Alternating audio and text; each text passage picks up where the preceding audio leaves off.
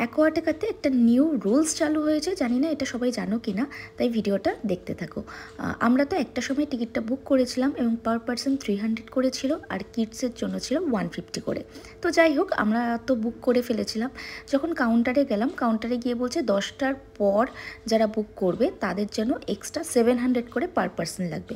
এবার আমরা তো যেহেতু বুক করেই গেছিলাম, তাই আমরা কেন এক্সট্রা টাকা দিতে যাব, এটা নিয়েই আমরা একটু কথা বলছিলাম, ম্যানেজারের সাথে একটু আর্গুমেন্ট হচ্ছিল। তারপর অনেক করার পর আমাদেরকে ফাইনালি ঢুকতে দিল। আর সবথেকে বড় কথা হচ্ছে, কালকে পুরো অ্যাকোয়াটিকা জুড়ে ইভেন্ট ছিল, সেই জন্য অনেক রাইডস অফ ছিল। তো মন খারাপ করে কিছু নেই, তাই যাচ্ছি আমরা ড্রেসিং রুমে ড্রেসটা চেঞ্জ করতে। তো আমরা সবাই কস্টিউম নিয়ে গেছিলাম, তাই আলাদা করে আর ভাড়া করিনি। আর বাইরের থেকে কিন্তু ওই কস্টিউমের জন্য আলাদা করে চার্জ অ্যাপ্লিকেবল, ঠিক আছে? তো সেটা বাইরের থেকেই করে এসেছিলাম। দেন আমাদের কস্টিউম রেডি, আর আমরাও চলে গেলাম স্নান করতে। অ্যাকচুয়ালি এটা আমাদের কাছে এখন পুকুর, কারণ হচ্ছে যেখানে শীতকালে লোকে 7-8 দিন স্নান করে না, আর আমরা ওখানে গেছি জম্পেশ করে স্নান করতে। যাই হোক, একটু মজাই করলাম।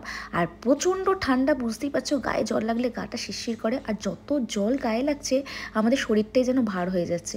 তা আমি তো ভীষণ ভীতু, সেই জন্য আমি কোনো রকম রাইডস চড়িনি, মাত্র একটাই রাইডস চড়েছি। এছাড়া আমি এই জলের মধ্যেই ভিডিও করেছি। আর সবথেকে বড় কথা, আমি এমনিই কালো, তার মধ্যেই জল লাগার পর আমি আরও বিভৎস কালো হয়ে গেছি। ভীষণ মজা করেছি, ভীষণ।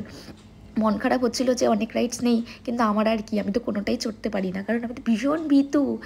তার মধ্যে থেকে একটা সাহসের মাধ্যমেই এই যে স্লিপটা, তাও আবার দেবজিৎ অনেক করে জোর করাতেই আমি এই স্লিপটাতে চড়েছি। ভীষণ ভয় পাই কেন জানি না, তবে ভয়ের কিছু নেই, এগুলো সবই সেফ অ্যান্ড সিকিউরিটি। তোমাদের কোন রাইডসটা বেস্ট লেগেছে এবং ভালোবাসো সেটা একটু দেখো। আর আমার বেস্ট পার্ট হচ্ছে এই যে নাচ, যেটা আমি ভীষণ ভালোবাসি, তাই এটাই আমি এনজয় করছিলাম।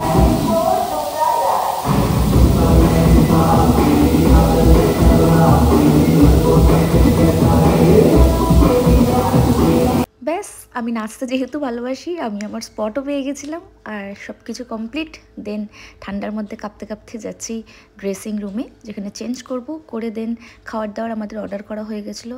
তারপরে খেয়ে দিয়ে আমরা তাড়াতাড়ি বেরিয়ে যাওয়ার চেষ্টা করছিলাম, যেহেতু ওখানে একটা বিশাল বড় ইভেন্ট চলছিল। তো ভিডিওটা কেমন লাগলো অবশ্যই লাইক অ্যান্ড কমেন্ট করে